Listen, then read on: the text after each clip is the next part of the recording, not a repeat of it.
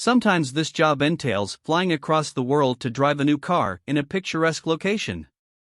Today is not that day. Today, we're once again standing in a nice hotel's parking garage, but this time, there's no pomp and circumstance, not a whiff of formality. Everyone's dressed in shorts and t-shirts. The cars are late-stage prototypes of the 2024 Porsche Cayenne luxury performance SUV, and we've been invited to drive them alongside the engineers as they set out on another round of real-world tuning and adjusting. It's July 2022, and we're a solid 8 months away from the 2024 Cayenne's public debut during the Shanghai Auto Show in April 2023.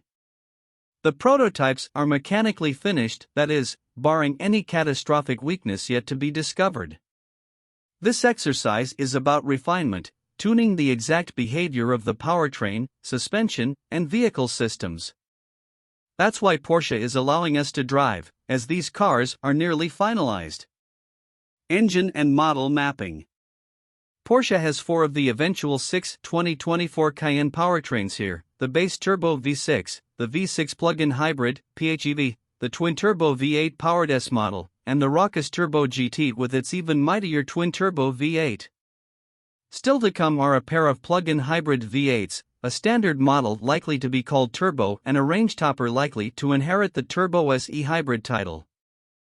Over the next several hours roaming the streets, highways, and canyon roads of Southern California, one thing becomes unmistakable about all these new Cayenne SUVs: Porsche's engineers have decided exactly what the Cayenne is supposed to be. Jumping from one powertrain and trim level to another, it's obvious they've settled on a single personality, a common character that binds the whole range together. It's the driving experience. Whether behind the wheel of the base V6 or the Turbo GT, each of these Porsche Cayennes drives the same. Yes, the ones with bigger engines are quicker in a straight line and pull harder out of the corners, but the way they feel, the way they drive, is inherently the same. More so than any previous generation of Cayenne, each model here drives like the one next to it, just a bit quicker or slower. You could be driving the V6 PHEV and you'd have the inescapable feeling that if someone snuck the Turbo GT engine under the hood when you weren't looking, this relative fuel sipper would drive just as well as an actual Turbo GT. Good feelings. It's in the movements, in the way these 2024 Porsche Cayennes react when you first turn into a corner and the way the weight transfers and the body rolls. It's all very deliberately and highly controlled, like a dancer. The manner in which the weight settles on the outside wheels and the suspension crouches, takes a set, and eventually releases as you exit the turn. Each Cayenne does it the same way, so much so that the driver of a base model can easily keep up with the driver of a Turbo GT who isn't using enough throttle. This is impressive considering most of the cars here are on the standard Nexen and Farah Sport SUV tires, save the Turbo GT, which gets an updated Pirelli Corsa. It's even more so when you consider there's both a standard steel-sprung suspension and an optional air suspension available on every model, yet they still share the same basic character. Sure, the Cayenne Turbo GT rides stiffer and doesn't roll as much in corners, but the way it moves just feels like a tightened-up version of the lesser performance models. You really have to flog these things to suss out the superior capabilities of the top dog models. This is again impressive when you consider some of the higher trims are available, and in this case, equipped with an optional rear steering system. Porsche engineers succeeded in making the system feel so natural and unobtrusive you'd be hard-pressed to identify its presence without peeking at the build sheet. The cars with it just turn even sharper than the cars without. Nice hardware. This common thread is all a bit more understandable when you learn the electronically controlled dampers are standard on every model. Similarly, regardless of tire manufacturer, they all get taller sidewalls that no doubt contribute to the small improvement in ride quality across the board. Sure, the big guns have the optional Porsche Dynamic Chassis Control, PDCC, active anti-roll bars, but that just shows up in their increased roll resistance in high-speed cornering. Around town, some are just quicker than others, but there's no blinding compromise in driving one with a big engine. Regardless of engine, upgrades are at hand.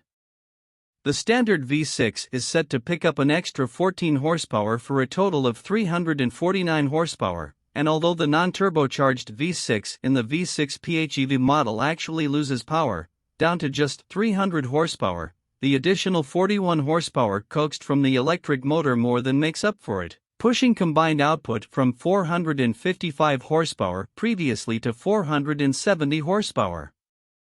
More than that, the V6 PHEV will pick up another 47 miles or so of total driving range thanks to improvements in the battery and electric motor. The twin-turbo V8 in the S model is the one that's had serious work done. It's been reworked from the version that appeared in the old turbo model, and it's fitted with new injectors. All told, it's now good for 475 horsepower, up from 434, and just as important, it passes the latest and strictest global emissions regulations. It's an important distinction because the older twin-turbo V8 in the Turbo GT does not. Porsche has of course also updated this mechanically unrelated engine with more power, though no one will say how much, courtesy of new pistons and the tuning necessary to take advantage of them. However, the company made no effort to make it comply with tightening emissions laws. As such, the Cayenne Turbo GT will now only be available in the US. Conversely, a turbocharged four-cylinder model will only be available in China, where vehicles are taxed based on engine displacement. Looking better. Customers will sooner notice the aesthetic updates. The 2024 Porsche Cayenne represents a comprehensive refresh of the existing car, not an all-new model. Cosmetic upgrades are predictably limited to the SUV's front and rear. At the nose, the headlights are redone to better resemble those of the Cayenne EV, and the various grilles are modified to make it look less like the car is eating a hockey puck, as the outgoing model does. The taillights are likewise updated to the new Porsche standard with a single nearly unbroken bar of red light reaching horizontally across the vehicle. The new Cayenne will continue to be offered in both traditional SUV and so-called SUV coupe body styles. As before, the sportiest models like the Cayenne Turbo GT will come in the coupe body only. In fact, one of the few prototypes we weren't allowed to drive was a V8 PHEV in the coupe body, complete with Turbo GT tailpipes but missing the Turbo GT spoiler above the rear glass. The biggest changes are reserved for the interior. Here, again, the Taycan's influence reigns. If you're a Porscheophile, you'll recognize all the major elements of the Taycan's dash rejiggered slightly to fit a luxury SUV space. The all-digital instrument cluster issues a cowl thanks to a screen bright enough that it doesn't need to be physically shaded from the sun. Opposite, a screen is embedded in the dash ahead of the front passenger with a privacy filter that prevents the driver from seeing it. In the center is a widescreen infotainment system common to newer Porsches but running the absolute latest user interface software. It's considerably less layered and more user-friendly than what older models use. Running aft between the seats is an updated center console featuring a mix of touch-sensitive buttons and physical toggle switches, the least Taycan-inspired part of the whole thing. Coming soon. Whatever version of the 2024 Porsche Cayenne customers end up buying, they'll have fewer reasons to choose between them. No longer is there a distinct difference in how the various models feel that might push a driving enthusiast toward a more expensive, higher performance version. When the new Cayennes arrive in the US this summer, buyers will have to make practical, objective decisions about range and fuel economy and horsepower rather than which model drives better. Somehow, we think they'll manage.